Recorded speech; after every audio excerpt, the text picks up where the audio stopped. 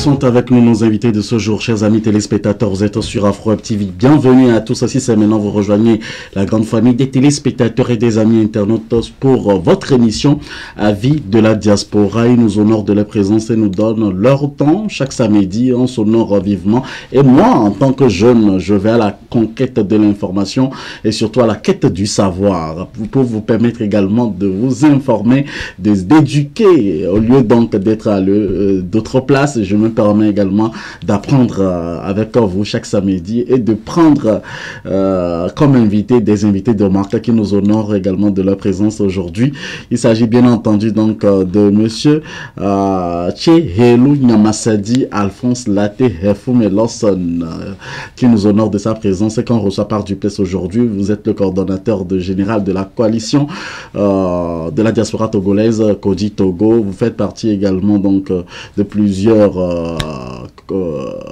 associations, président du mouvement MTN et membre fondateur CPP et panafricaniste. Je me permets également de préciser cela parce qu'on va parler de votre domaine de prédilection aujourd'hui dans cette émission. Et professeur Pinipini, panafricaniste de par ses écritures et ses œuvres. Merci également d'être avec nous. On vous reçoit également depuis l'Europe, de tout bout donc des continents. On reçoit tous les invités de toute nationalité. Alors, si vous voulez faire partie de nos invités, n'hésitez surtout pas à nous contacter également sur le numéro affiché à votre écran. Bienvenue à cette seconde partie qui s'intéresse au panafricanisme.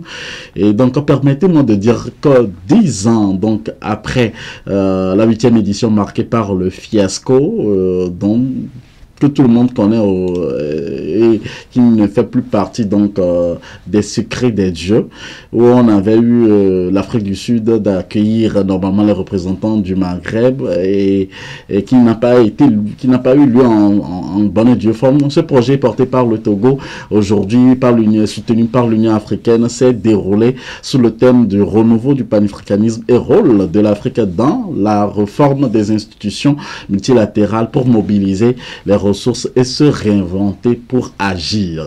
On en parle également avec vous, les panafricanistes. Vous pouvez nous appeler sur le +1 319 462 89 119. Moïse Agbenyig se permettra donc de vous recevoir en ligne également, puisque je suis également à la réalisation. Monsieur Alphonse Tchehelu Lawson, dites-nous votre première lecture. Qu'est-ce qui vous a marqué au cours donc de ce 9e congrès panafricain qui a tenu à Lomé? Je dois avouer que le Togo, qui voudrait organiser le 9e congrès panafricain, c'est quand même assez surprenant. Je dirais même que c'est un aporie du raisonnement, c'est un contresens. Vous voyez que c'est le Togo qui organise cela. D'abord parce que on a comme l'impression que le projet que porte le ministre des Affaires étrangères de Faure-Gnassingbé, M. Robert Doucet, on peut dire sans se tromper que c'est une escroquerie politique. Voyez-vous, nous allons tout à l'heure démontrer pourquoi nous disons que c'est une escroquerie politique. Parce que il faut savoir ce que c'est que d'abord le panafricanisme. Le panafricanisme est une religion politique des Africains pour l'unité de l'Afrique, mais aussi pour l'émancipation des Africains. Et pour ça, je dirais que M. Doucet n'est pas crédible en voulant parler de panafricanisme, tout simplement parce que d'abord, le panafricanisme voudrait qu'on unisse les Africains. Et moi, par exemple, je suis le coordinateur de la diaspora togolaise et nous sommes plus de 2 millions de Togolais à l'extérieur. Et Doucet n'envisage même pas ou ne réussit pas à parler à ses propres frères togolais. Vous voyez, donc au niveau du Togo, dans le microcosme togolais, il n'arrive pas à réunir les Togolais pour parler de paix, de démocratie et de développement de notre pays. Et c'est ce Doucet qui veut réunir l'Afrique. Voyez-vous que c'est complètement ubuesque et c'est de l'escroquerie politique, tout simplement. Escroquerie politique aussi parce que le Togo est tout ce le Togo est au cœur automatogène même de la France-Afrique, c'est-à-dire tout ce qui bloque le panafricanisme. Quand vous revoyez l'histoire du Togo, vous allez voir que à l'indépendance, d'abord, le premier président démocratiquement élu, Sylvanus Olympio, qui a refusé les accords léonais. C'est-à-dire que quand De Gaulle a voulu imposer aux Africains ce qu'il appelle l'union, l'empire français, après donc la Deuxième Guerre mondiale, pour la décolonisation, puisqu'il a été obligé de faire la décolonisation. Sékou Touré a dit non. Et au niveau du Togo, étant donné que le Togo n'était même pas une colonie française, mais était placé sous tutelle de la SDN pour amener le Togo à l'indépendance après que les Allemands ont perdu la Première Guerre mondiale, eh bien, les nationalistes togolais ont dit non. De la même façon que les nationalistes camerounais ont dit non à cette union française et ont obtenu l'indépendance à travers donc cette première élection libre et démocratique de 58. Mais très rapidement, le président Sylvanus Olympio a dit non donc aux accords léonins qui imposaient le néocolonialisme français. Et l'une des manifestations de ça, c'était le refus du franc CFA. Et ça a coûté la mort, en tout cas l'assassinat du président Sylvanus Olympio. Ça en est suivi un régime de dictature militaro-monarchique qui dure 60 ans et qui a transformé le Togo en une prison à ciel ouvert. Quand le père, celui qui a fait ce coup d'État, cet assassinat, Eyadema, en 63, a été porté au pouvoir, il a fait 38 ans de dictature militaire. Et à sa mort, ben, son fils a pris le pouvoir dans le sang. Plus de 2000 Togolais ont été massacrés. Triple coup d'État, constitutionnel, institutionnel et militaire. Et ça, le président Chirac a apporté son appui à cela. Donc, Faure Gnassingbé a pris le pouvoir en toute violation, n'est-ce pas, des textes qui régissent le Togo. Et depuis, il s'est imposé par la faute de la violence et il est en train de préparer un 5e mandat. Voilà le Togo, voilà l'exemple de ce pays qui est donc tout à l'encontre, n'est-ce pas, de toutes les valeurs que prône le panafricanisme. Et c'est son ministre des Affaires étrangères aujourd'hui qui parle de panafricanisme et qui veut réunir les Togolais. Voilà.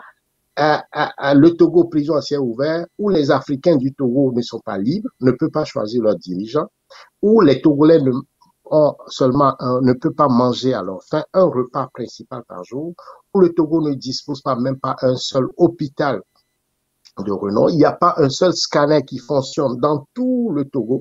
Vous voyez, un seul scanner. Monsieur Tcherelou Et c'est ça, dans ces conditions qu'on nous parle de panafricanisme. Voilà le deuxième élément. Le troisième élément, si vous permettez de terminer là-dessus, pour définir même ce que c'est que le panafricanisme. C'est quoi le panafricanisme? Il faut remonter, si vous permettez, à 1900 pour comprendre la dynamique, le mouvement panafricain. 1900 pour dire comment des Africains qui ont été déportés et qui ont subi les systèmes d'exploitation, les systèmes de domination. Et ces systèmes se sont exprimés par l'esclavage, par la colonisation, par la néocolonisation. Ces systèmes ont fait en sorte que ces Africains déportés, eh bien, ont décidé, n'est-ce pas, dans un mouvement de retour en Afrique, n'est-ce pas, de pouvoir, ils ont donc inventé ce mot, le panafricanisme, qui est ce retour à la base, ce retour sur le continent où ils ont été déportés. Et donc, le panafricanisme en soi, c'est une lutte, c'est un mouvement de lutte contre les systèmes d'exploitation, les systèmes de domination aussi, mais aussi contre toutes les formes de théories racialistes qui a ramené, qui a chosifié l'homme noir et qui l'a transformé en un bien meuble. Vous voyez? Et c'est tout ça qui forme le panafricanisme avec tous les mouvements de révolution qu'on a connus. Donc, quand on veut parler de panafricanisme, il faut savoir ce que c'est. Il faut maîtriser sa dynamique historique.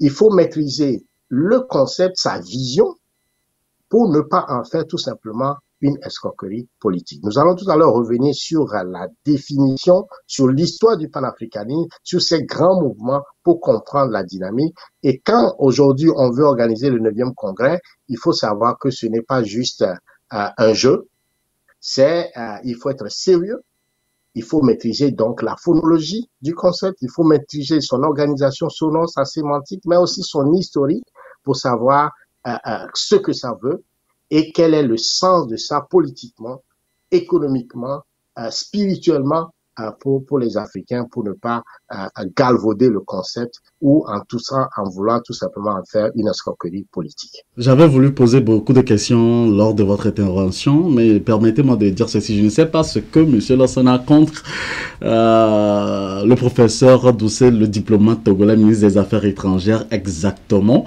S'il le permet de nous le dire aujourd'hui, je vais lui donner le temps de nous le dire, puisque cette émission est une émission très suivie par les diplomates togolais. Ensuite, on voit le Togo faire beaucoup d'activités en temps pour que la paix règne également dans la sous-région ouest africaine, dans toute l'Afrique, pays collaborateur donc pour le bienfait donc de nous tous et de nos compatriotes africains. Quand on prend le cas du Mali, de la Côte d'Ivoire et de l'actualité précédente, on pouvait noter beaucoup plus d'activités. Je vais revenir dans un cas précis.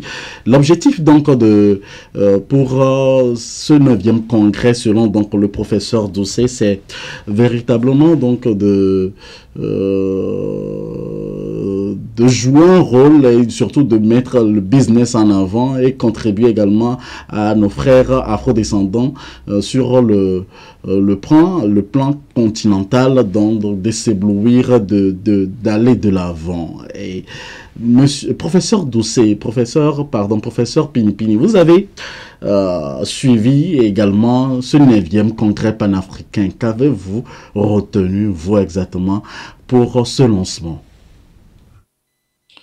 Mais moi, je dirais, comme a dit Lawson, que le panafricanisme n'est pas un jeu. Donc, le panafricanisme, c'est la vie des Africains. Je veux dire, la vie dans ce sens que les Africains sont en lutte pour la vie. Et donc, la voie pour cette vie-là, c'est le panafricanisme. Et donc, c'est important que l'on puisse le savoir. Et moi, je suis heureux aujourd'hui. Moi, je suis arrivé à mourir aujourd'hui, je vais mourir heureux parce que la jeunesse africaine est éveillée. La jeunesse africaine a pris les relais et elle assume un panafricanisme de combat pour la libération totale du peuple africain. Quand je dis peuple africain, ça dit du peuple qui vit en Afrique, mais qui vit également en Europe, qui vit aux États-Unis d'Amérique et dans toute l'Amérique, y compris en Amérique du Sud, en Amérique espagnole. Donc tout ce peuple, aujourd'hui, il y a une prise de conscience pour sa libération parce que c'est un peuple qui vient de loin, qui était donné même pour mort et qui est en train de ressusciter. Donc cette résurrection ou cette renaissance est liée au panafricanisme. Et donc c'est très très important. Et donc ce n'est pas un jeu. Alors je voudrais dire simplement que c'est vrai que le panafricanisme est né dans des conditions que l'on ne pouvait pas, où on ne l'attendait pas du tout. Déjà la prise de conscience aux États-Unis, c'était quand même déjà une performance, que dans des conditions dans lesquelles nos frères et sœurs, nos aïeux ont été détenus là-bas, qu'ils aient pu, qu'ils soient arrivés à mettre en place un mouvement de cette envergure, qui a fini par s'exprimer finalement en Angleterre, ce pays quand même qui est le bourreau par excellence des Africains, l'Angleterre. Donc, mais c'est là-bas, c'est quand même à Londres qu'on peut avoir les premières réunions, que ça s'est passé là-bas. Donc, ce sont des pas. Aujourd'hui, c'est vrai que le Togo ne donne pas le pouvoir, mais le Togo, c'est pas que le pouvoir, le Togo, c'est le peuple togolais.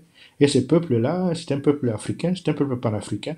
Il mérite d'être célébré par le panafricanisme, même si ce pouvoir est décadent, mais nous savons que c'est un pouvoir qui va passer rapidement, comme tous ceux qui sont en train de le pousser. C'est un pouvoir qui ne va pas rester au Togo. Le Togo va se remettre aussi, comme le phénix, comme le Togo va ressusciter, comme toute l'Afrique va ressusciter également. et que ce qui va arriver, d'ailleurs peut-être que ce mouvement, cette réunion de panafricanisme qui va avoir lieu l'année prochaine à Lomé au Togo, ça pourrait être justement les signes qui va amener un signe avant-coureur du déclin de ces régimes autoritaires et sanguinaires. Donc voilà moi ce que je voudrais dire par rapport à cette question maintenant. Nous sommes, je crois que c'est le dynamisme du panafricanisme aujourd'hui qui fait que finalement se sont résolus aujourd'hui qu'il y a une poussée qui est cette réunion-là. Nous sommes heureux qu'elle puisse se tenir et que les africanistes, non pas les africanistes, mais les panafricanistes, qu'ils puissent prendre cela, ils ne puissent pas laisser des gens qui n'ont rien à voir avec l'Afrique, des gens qui détruisent l'Afrique, les gens qui sont en train de tirer l'Afrique en arrière. Là, il ne faudra pas qu'on leur laisse la direction de ces forums à venir. Ça doit être les panafricanistes eux-mêmes qui doivent se saisir et conduire les débats pour une Afrique véritablement libre. Merci d'être avec nous pour ce numéro de votre émission Avis de la diaspora. Nous avons un téléspectateur en ligne depuis l'Europe. Téléspectateur, bonjour. Bonjour. Allez-y pour votre intervention. Bonjour à vos invités, c'est Philippe Amédodi depuis la Belgique, oui, ami du professeur Pini. Donc, je vous salue bien. J'aimerais dire, nous avons...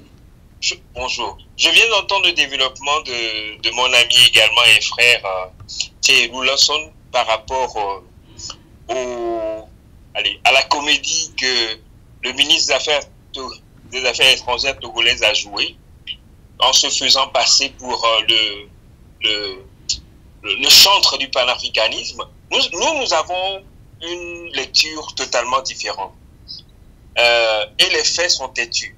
Lorsque vous voyez un ministre togolais dont le régime ou le pouvoir ou bien le tuteur est soutenu par la France, se faire décorer il y a de cela 2 semaines au Mali. Ok? Lorsque vous voyez ce ministre-là courir, aller d'avion en avion aux frais du contribuable togolais, il faut comprendre ce qui lui fait courir. C'est le poste bientôt vacant du secrétaire général de l'Union africaine. Il faut dire les choses telles qu'elles sont. C'est vrai que je ne sais pas un secret de polichinelle au niveau du gouvernement togolais. Je crois que le ministre ne peut pas aller beaucoup plus loin. Il le sait bien. Et il n'est pas apprécié de tous ses collègues. Donc il est déjà, c'est vrai, stratégiquement, c'est de bonne guerre pour lui. Il est déjà en train de chercher une porte de sortie. Et il faut le comprendre, et c'est comme cela. Tenez-vous bien, c'est la trajectoire qu'il est en train de tracer. C'est de bonne guerre, il faut le comprendre. Parce que, Thierry l'a dit tout à l'heure, il n'a pas la carrure d'un promoteur du panafricanisme. Lorsqu'on sait qu'il fait partie de ceux qui ont fait fuir le Togo. Plus d'1 million de Togolais. Donc, voilà. Thierry l'a expliqué tout à l'heure. On ne peut pas faire une chose, on ne peut pas dire une chose et faire en même temps le contraire. C'est ce qui se passe au Togo. J'aimerais le dénoncer. Si le ministre Doucet a le soutien de ses amis, même le président Simi Goïta, et ici, je lance un appel.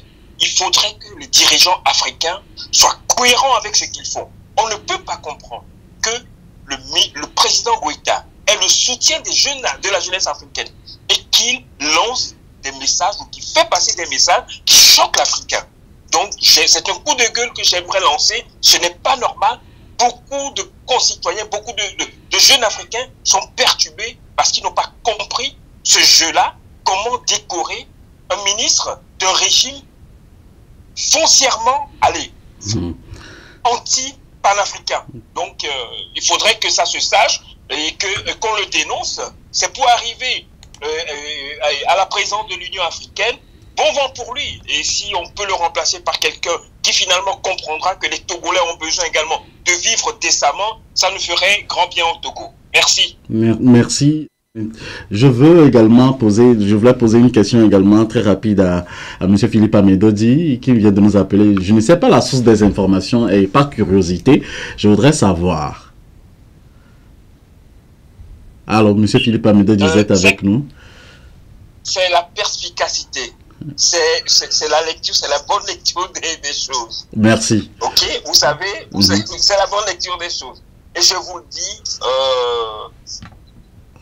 restez attentifs, dans 6 mois, dans 9 mois, sur cette antenne, vous le reconnaîtrez. Merci de nous avoir appelés. Alors, Monsieur Alphonse Tchehelouloson, le chef de la diplomatie togolaise, le professeur Robert Doucet, se dit rassuré que le congrès, le 9e, surtout panafricain de Lomé, aboutira à l'adoption d'une déclaration qui définira les nouvelles orientations devant assurer à l'Afrique une participation active à la gestion des problèmes liés aux grands enjeux du monde entier contemporain. Votre réaction? Je voudrais d'abord répondre à la question précédente. Vous me demandez si j'ai un problème personnel avec le missile dominicile de Fort Gnassingbé, M. Doucet. Non, pas du tout. Pas du tout. Si je dirais que moi, j'aimerais même l'inviter à un débat. Je dirais, mes désaccords avec lui, c'est sur le plan intellectuel, mais aussi sur le plan politique. Intellectuel parce que c'est un professeur d'université, c'est un philosophe. Il a écrit un bouquin, me semble-t-il, où il dit l'Afrique est malade de ses dirigeants. Vous voyez? Et c'est lui qui se met au service de la dictature la plus sanguinaire, la plus, je dirais, la plus vieille d'Afrique. Et c'est ce monsieur, aujourd'hui, cette dictature sexagénaire de père en fils qui s'oppose à tout point de vue, n'est-ce pas, à toutes les valeurs panafricanistes, et c'est lui aujourd'hui qui veut organiser un congrès sur le panafricanisme. Il y a des préalables. Ce préalable, d'abord, c'est de libérer les prisonniers politiques au Togo. On ne peut pas tuer, blesser et exiler des Africains et en même temps parler de l'union ou du panafricanisme. Donc c'est un non-sens, c'est un aporie politique. C'est, je dirais, une contradiction flagrante sur le plan de la cohérence entre l'action politique et la pensée politique. Ça, je dirais, c'est quelque chose qui, personnellement, m'horrifie et je n'arrive pas à le comprendre. L'autre chose que je ne comprends pas de ce professeur d'université, Robert Doucet, c'est qu'il est le ministre des Faits des Affaires étrangères et des Togolais de l'extérieur. Moi, par exemple, je représente 7 Togolais de l'extérieur, étant donné que je suis le coordinateur de Codi Togo. Mais lui et moi, on n'en a jamais parlé. On ne s'est jamais même pas rencontré. Bien qu'il y a eu des sollicitations pour poser la problématique des revendications de la diaspora togolaise. Alors, il n'arrive pas à réunir cette diaspora. Il se crée lui-même une forme de diaspora à son image et il ne veut pas discuter avec les Togolais de l'extérieur. Et ce monsieur nous parle du panafricanisme. Donc, voilà des sujets importants. Même si on a des désaccords politiques, on est capable quand même d'écouter et de pouvoir trouver des solutions. Alors, lorsqu'il essaie de royalement ignorer la diaspora et de créer la diaspora à son image et discuter avec des gens qu'il veut, et il veut parler de panafricanisme. Alors nous posons ce problème aux panafricains. Voilà le cas du Togo qui vous est posé. Ça fait 60 ans que les Togolais vivent dans une dictature militaro-monarchique. Ils n'ont pas de liberté sur tous les points de vue, où les droits de l'homme sont complètement, ne sont pas respectés, où les Togolais sont tués, blessés. Je viens de vous donner les cas des femmes même qui sont emprisonnées. Qu'est-ce que disent les panafricains par rapport au problème togolais? Tant que le problème togolais n'est pas résolu, sur le plan de la cohérence politique et de l'Afrique, le panafricanisme aura toujours un problème. Parce qu'il faut comprendre ce que c'est que le panafricanisme. Et là, permettez-moi de convoquer, n'est-ce pas, l'historique du panafricanisme. Le panafricanisme, il faut le comprendre sur 4 phénomènes fondamentaux. Le premier, c'est les systèmes d'exploitation et de domination.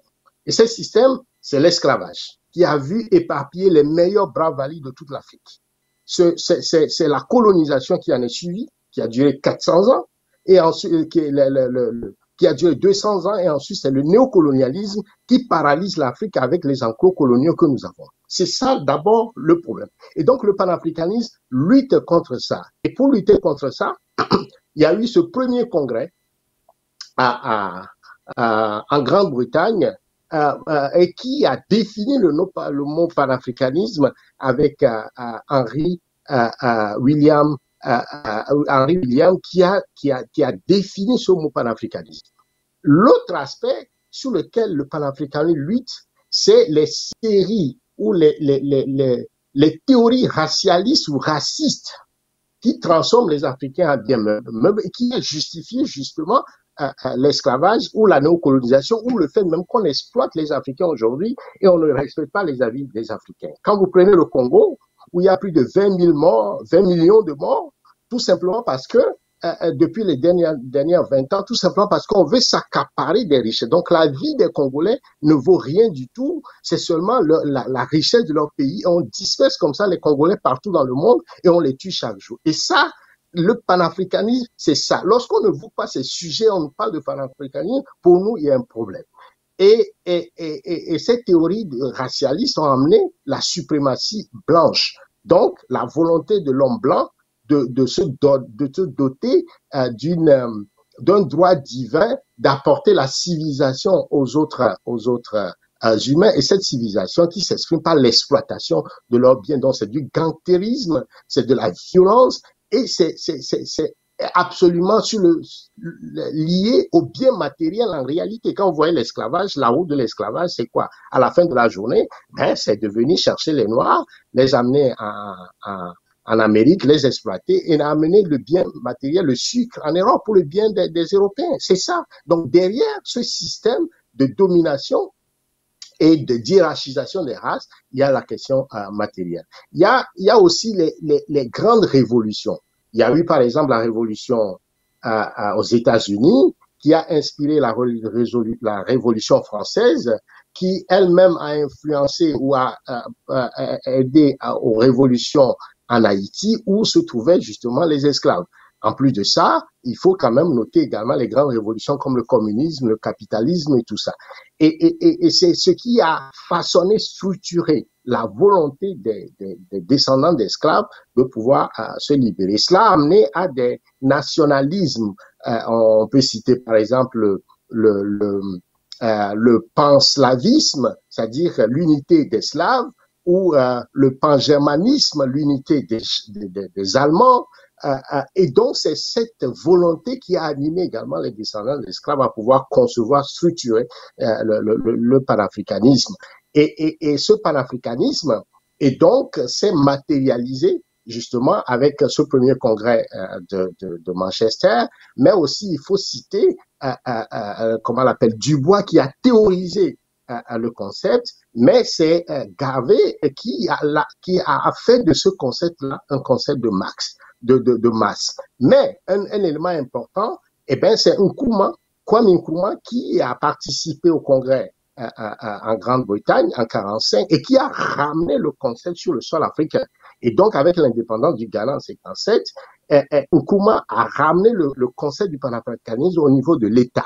Et qu'est-ce que ça a fait en 57? Très rapidement, avec le congrès de 58, le congrès panafricain de 58, mais c'est la décolonisation ou l'indépendance des pays africains. Donc, puisque le Ghana était le premier pays noir en Afrique subsaharienne à avoir l'indépendance, le Ghana a soutenu tous les autres pays pour pouvoir aboutir justement à cette indépendance, et également en soutenant l'Algérie, qui était en guerre avec la France pour pouvoir avoir leur indépendance. Et donc, le panafricanisme s'est organisé avec la constitution de l'OUA, avec ses États indépendants, à pouvoir aider les pays africains à se libérer de la domination occidentale et aussi de l'apartheid en Afrique du Sud jusqu'à la libération de Mandela et ce que les Africains ont apporté au panafricanisme, c'est-à-dire la philosophie Ubuntu. Mais je dois également dire comment l'Éthiopie a joué également un rôle important puisque l'Éthiopie n'a pas été colonisée par les Italiens avec la bataille d'Adowa où Ménélique II a réussi à préserver l'Éthiopie, puis après à Haïlé Sélassié. Mais vous allez voir que dans tous les pays africains, la plupart des drapeaux que nous avons ont toujours la couleur rouge, jaune, rouge ou jaune ou verte. Cette couleur-là, vous le trouvez dans les drapeaux éthiopiens et qui est le symbole de la liberté. Donc, vous voyez, alors quand vous voyez l'histoire ou le mouvement du panafricanisme, c'est une mobilisation, c'est une religion politique, c'est une lutte contre l'exploitation, contre la domination, pour l'émancipation des Africains, mais aussi également pour l'unité de l'Afrique contre les systèmes de domination. Et donc, on ne peut pas parler de panafricanisme si un État se permet de dominer, d'exploiter, de détruire son propre peuple au service de l'Occident. Et c'est ça que nous avons comme, je dirais, fracture intellectuelle fondamentale avec Doucet, et nous voulons débattre avec lui parce qu'il veut parler du panafricanisme et tout à fait. Mais je terminerai pour dire que c'est quand même, pour nous aujourd'hui, il y a de l'espoir. De l'espoir parce que, et bien évidemment, aujourd'hui que ce 9e congrès sur le Togo se pose, ben ça permet aux panafricains de poser la problématique de Togolaise, et nous leur posons cela pour qu'ils puissent trouver une solution pour que le Togo soit libre. Et si le Togo est libre, c'est toute l'Afrique qui se libère. Merci, Monsieur Alphonse Thierry Lawson. Tout à l'heure, vous avez dit que vous voulez rencontrer donc le professeur Doucet. Mais le professeur Doucet est disponible pour rencontrer tous les Togolais. C'est ce qu'il dit probablement dans toutes les interviews. Et il brandit aujourd'hui qu'il a le guichet de la diaspora mis à disposition de toute la diaspora togolaise. Il y a également les délégués du Haut Conseil des Togolais de l'extérieur. Il y a la maison de la diaspora. Est-ce que vous avez à quelquefois demander à le rencontrer? C'est une question, une interrogation qui reste posée. Bien avant que vous ne répondez, que je revienne, on va prendre très rapidement un auditeur en ligne. Téléspectateur, bonjour. Bonjour Moïse, comment allez-vous? Très bien, Dieu merci. Allez-y pour votre intervention. 2 minutes, s'il vous plaît. Oui, bon, très rapidement, je salue tous les deux débatteurs, M. Lawson Elou et puis M. Pilipini. Donc, moi, je ne vais pas aussi trop être très long, hein, donc je vais poser 2 questions. La première question, c'est dit que pourquoi il court? M. Doucet, pourquoi il court? Il court pourquoi, en fait? Pour le bien du Togo. Pourquoi? Non, je dis il court pourquoi? Bon, la réponse viendra bientôt, vous allez comprendre. La deuxième chose, c'est que on parle de panafricanisme, alors que on prend seulement le Togo et le Bénin, ça ne va pas bien. Vous voyez? Donc c'est-à-dire que les protocoles additionnels de la CEDEAO qui limitent les mandats ne sont pas respectés, les B.A.B.A. de la politique ne sont pas respectés, et on court pour faire le panafricanisme avec certains pays. La question, comme l'a dit tout à l'heure M. Lawson Elou, c'est de la duperie politique, d'accord? Et moi, je me pose la question, pourquoi M. Doucet court?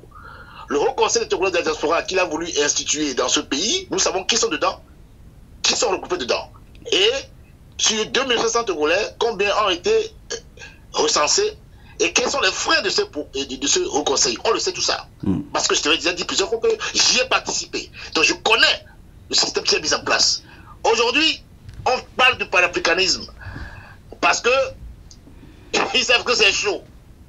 Et bon, pour terminer, je vous dis, M. Doucet, ne courez pas. La fin arrive bientôt. Bonne journée. Merci. Merci de nous avoir appelés. Tout à l'heure, je posais la question à M. Thierry Lawson, mais bien avant de revenir à lui, est-ce que le Togo réussira-t-il à réunifier le panafricanisme plus d'un siècle après le premier congrès panafricain, ou quel est l'avenir du panafricanisme après le congrès qui se tiendra à Lomé? Professeur Pilipili. Mais moi, j'ai dit tout à l'heure que les défis de l'Afrique d'aujourd'hui, c'est des défis sécuritaires pour son peuple. C'est vrai que le panafricanisme a fait un travail immense de maintenir ce peuple en vie, mais maintenant, les défis aujourd'hui, c'est vraiment la survie de ce peuple qui vient de loin, on peut dire qui a ressuscité grâce au panafricanisme, j'insiste. Mais maintenant, il faudrait que ce peuple-là, que son avenir soit assuré. que les enfants qui naissent aujourd'hui en Afrique puissent avoir une vie dans l'avenir. Or, cela dépend justement de la sécurité. C'est la sécurité dont nous parlons. La sécurité, c'est d'abord d'avoir des boucliers nucléaires aujourd'hui. Il n'y a pas d'autre sécurité. Nous voyons bien ce qui se passe en Ukraine, entre l'Ukraine et la Russie. La question là-bas, c'est la question des boucliers nucléaires. Tout le pays, tout le peuple ont des boucliers nucléaires au-dessus de leur tête qui les protègent, sauf l'Afrique. L'Afrique doit en avoir. Et je dis ça, c'est des défis de la jeunesse panafricaine aujourd'hui, de doter l'Afrique des armes de dissuasion nucléaires, parce que l'Afrique doit être protégée, la population africaine ainsi que ses richesses doivent être protégées. Donc, alors l'avenir du panafricanisme, je le vois donc de ce côté-là. Je dis que la jeunesse panafricaine, elle est debout de tous côtés. Elle est en train on l'a vu debout au Mali, on l'a vu debout au Burkina, on l'a vu debout en Centrafrique, on la voit debout au Sénégal, on la voit debout, pardon, on la voit debout en Côte d'Ivoire, on la voit debout au Congo. Il faut voir que la problématique qui est posée par rapport au pouvoir togolais, c'est la même chose avec le pouvoir de Paul Kagame, qui est au Rwanda, donc qui se présente comme étant l'homme le plus propre d'Afrique.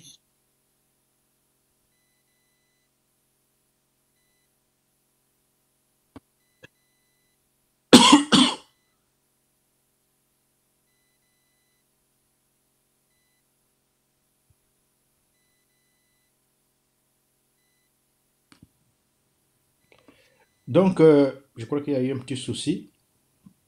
Je m'excuse. Donc, il y a eu, donc c'est ce qui se passe au Togo avec le régime là qui veut s'accaparer les honneurs pour organiser le forum, le congrès, le 9e congrès du panafricanisme. C'est un peu la même chose avec Paul Kagame, qui était même président de l'Union africaine, alors qu'il a tenté de massacrer ses frères africains, les Congolais là à côté. On parle de 20 millions aujourd'hui dont il est vraiment le principal coupable, parce que c'est lui qui infiltre, c'est lui qui envoie ses forces pour tuer les Congolais.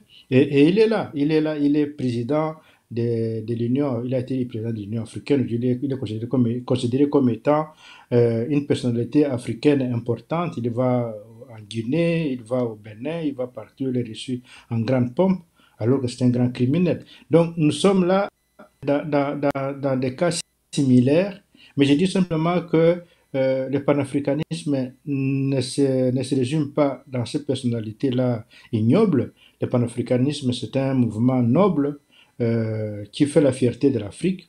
Et le Togo n'est pas le pays de Yassimbe et Yadema avec son gouvernement, c'est le pays du peuple togolais, qui est un peuple africain. Et les Africains doivent se sentir chez eux au Togo. Donc si ce 9e congrès est organisé à Lomé, ça sera à l'avantage du peuple africain, du peuple panafricain qui va arriver de partout pour prendre en main ses destinées, prendre en main son destin et prendre en main le destin même du Togo, parce qu'on ne va pas laisser le Togo entre les mains des gens totalement illégaux qui sont en train de le mener, de l'offrir à nos ennemis. Donc c'est le cas d'ailleurs avec la Côte d'Ivoire et avec le Sénégal. Donc tous ces gens-là qui sont en train d'offrir nos pays et nos richesses à nos ennemis, mais nous devons les mettre hors d'état de nuire. Il faudra que la jeunesse, aussi bien au Togo qu'au Sénégal qu'en Côte d'Ivoire, se lève et suive sur les cas, ce qui s'est passé au Mali, ce qui s'est passé au Burkina, ce qui s'est passé en Centrafrique. Ça doit arriver et aussi en Guinée. Et ça doit être partout, sur toute l'Afrique. Nous sommes à la fin donc des 90 minutes. Ce congrès est prévu pour le dernier trimestre de 2024. Que conseillent les panafricains, surtout que la diaspora joue un rôle très important dans le panafricanisme, comme l'a mentionné en début d'émission M. Alphonse Tchehelo Remefuji. C'est ça, non? J'ai bien prononcé. Nyamasadi. Nyamasadi. Refoumé. Ah, c'est Refoumé que j'aime tellement. Et ça fait plaisir. Monsieur Alphonse, dites-nous clairement, qu'est-ce que vous conseillez au professeur Doucet pour que ce 9e congrès soit une réussite au Togo? Et votre mot de dans ma langue, Foume veut dire mon chef. Ah, il est vraiment un chef aussi.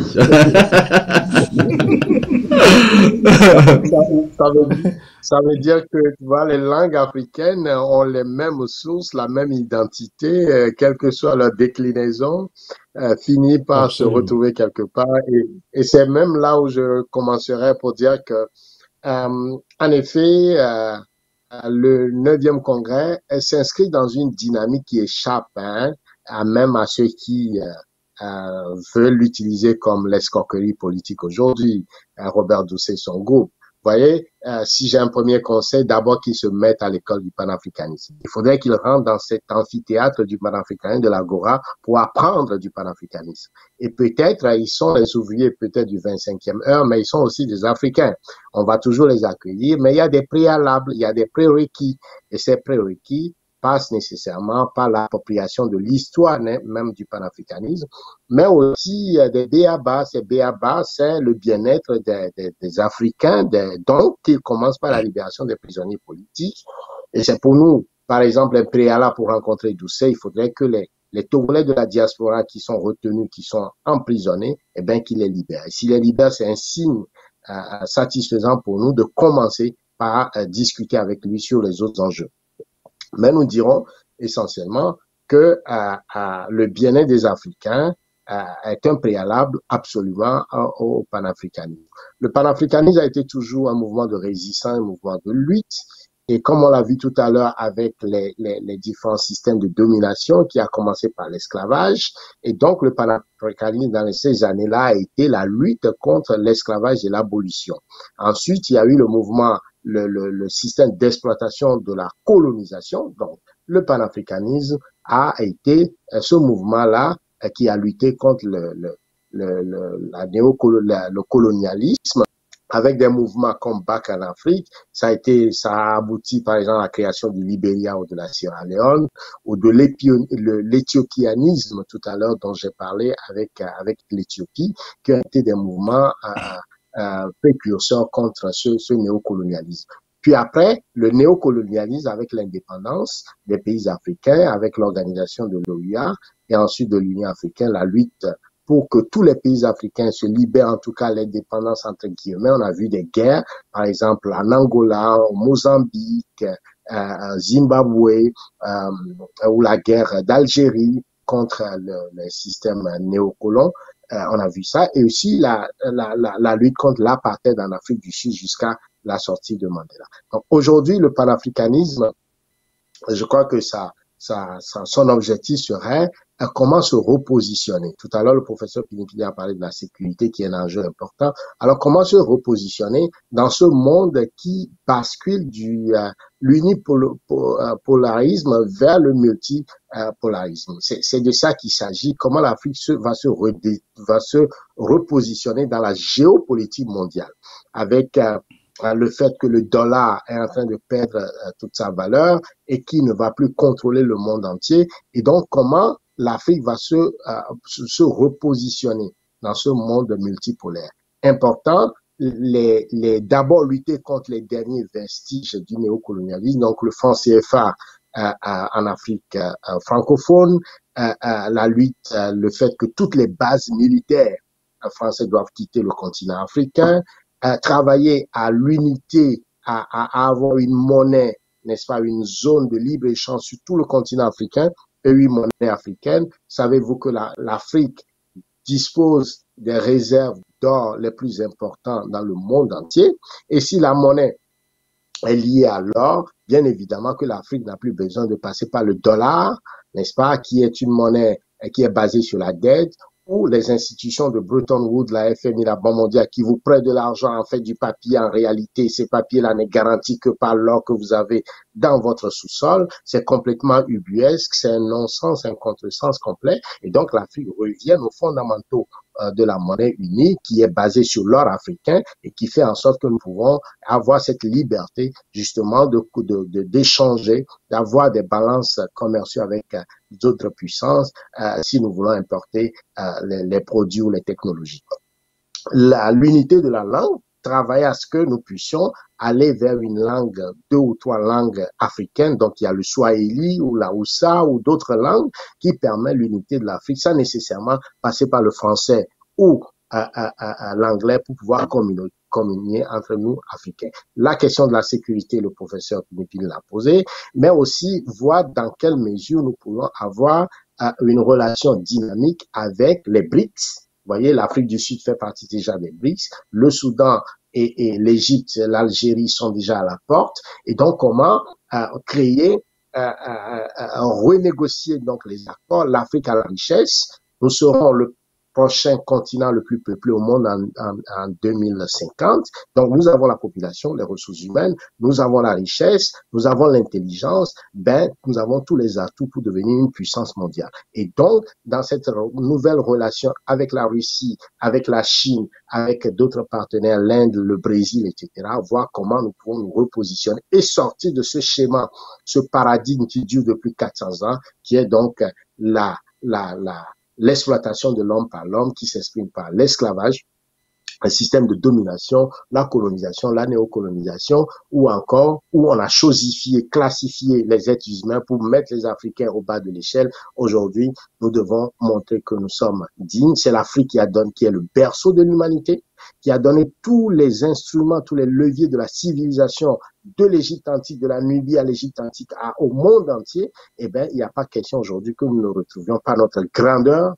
notre force, notre vitalité, notre honneur, notre dignité en tant que le berceau de l'humanité. De ce point de vue, l'Afrique va se repositionner et sortir justement des, je dirais, des legs coloniaux comme les anco-coloniaux. Nous sommes congolais, togolais, béninois, etc. Nous sommes un peuple d'Afrique, le peuple libre, digne, fier, et nous allons retrouver cette unité sur le plan politique, sur le plan économique, sur le plan technologique et sur le plan sécuritaire, et pour le bien-être de tout l'ensemble des Africains et de la diaspora africaine. Je crois que c'est de là, c'est cette vision que nous devons cultiver, travailler, et non des supercheries pour pouvoir avoir une certaine des escroqueries politiques pour pouvoir s'accrocher à la grande histoire. La grande histoire, la roue de la grande histoire est là.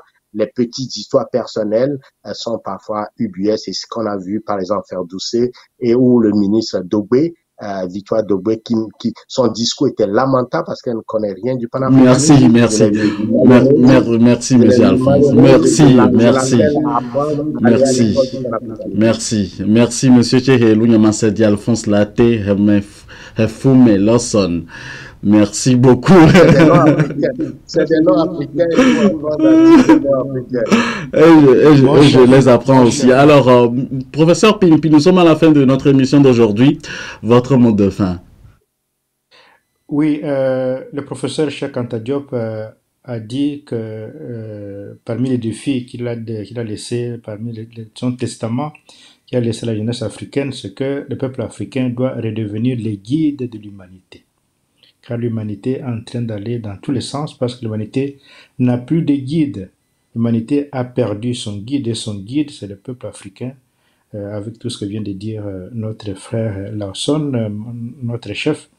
Donc, cela donc est important pour que l'Afrique puisse redevenir les guides de l'humanité. J'ai énoncé qu'il fallait assurer la sécurité du peuple africain, celui qui habite sur le continent, et celui qui habite en dehors du continent, il doit être sécurisé. Pour cela, il faut qu'il y ait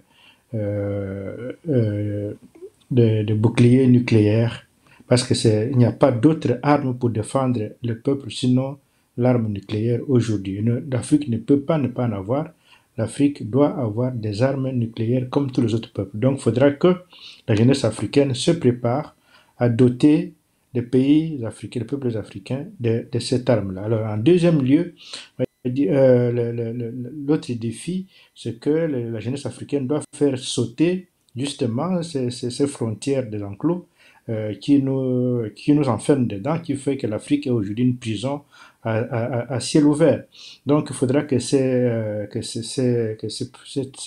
frontières puissent sauter, c'est-à-dire que les grands ensembles africains, panafricains, se reconstituent. Quand on parle de Mossi, quand on parle de Haoussa, quand on parle de Zoulou, quand on parle enfin, de tous les peuples, de tous les grands peuples africains, il faudrait que ces ensembles-là se remettent en place et que l'Afrique renaisse. L'Afrique renaîtra par ces ensembles et non autrement. Alors, en troisième point, et ça c'est moi qui l'ajoute, en plus de ce qu'a dit le professeur Cheikh Anta Diop, moi je dis que nous devons retrouver la place qui a été celle de l'Afrique avant le canal de Suez, avant la Frontex là. Donc il faudra qu'il y ait des ouvrages de génie civil qui nous relient à l'Europe. Je songe au tunnel sous l'Atlantique ou bien au pont au détroit de Gibraltar. Je songe au pont ou bien au tunnel au canal de Suez.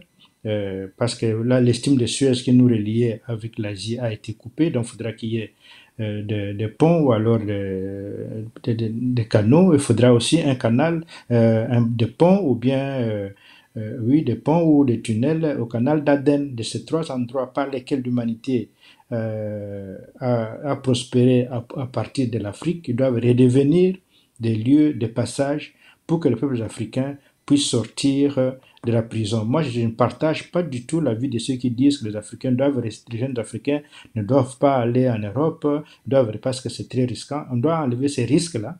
On doit enlever les risques d'aller mourir. On doit y aller en Europe normalement. On peut aller le matin, revenir le soir, d'une façon sécurisée à travers ces ouvrages-là, les tunnels, les ponts qui vont être construits pour que les Africains puissent être vraiment des humains parmi tant d'autres et non pas être à la traîne ou des humains sur lesquels tout le monde doit venir essuyer ses pieds écrasés comme le voudrait, comme ça se passe maintenant. Donc les défis de la jeunesse africaine, moi je les situe donc trois niveaux.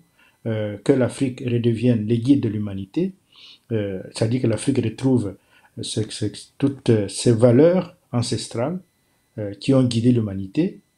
Cheikh Anta Diop l'a bien montré, que l'Afrique, que la jeunesse puisse installer des boucliers nucléaires au-dessus de l'Afrique pour la protéger son peuple, protéger ses richesses, et que l'Afrique s'ouvre à travers des ouvrages de génie civil à l'Europe et à l'Asie, qui sont nos voisins les plus proches, avec qui nous devons rester en contact direct et non pas en contact téléguidé, en contact comme ils veulent, c'est-à-dire manque de contact.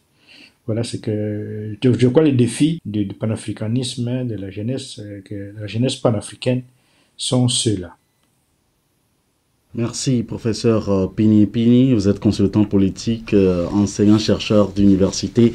Merci de nous avoir suivis. Je rappelle à tous les téléspectateurs que nous avons reçu également par Duplex depuis le Canada, M. Tché, Hello, Namasadi, Alphonse, Latte, Hefoume, Lawson. Vous êtes panafricaniste.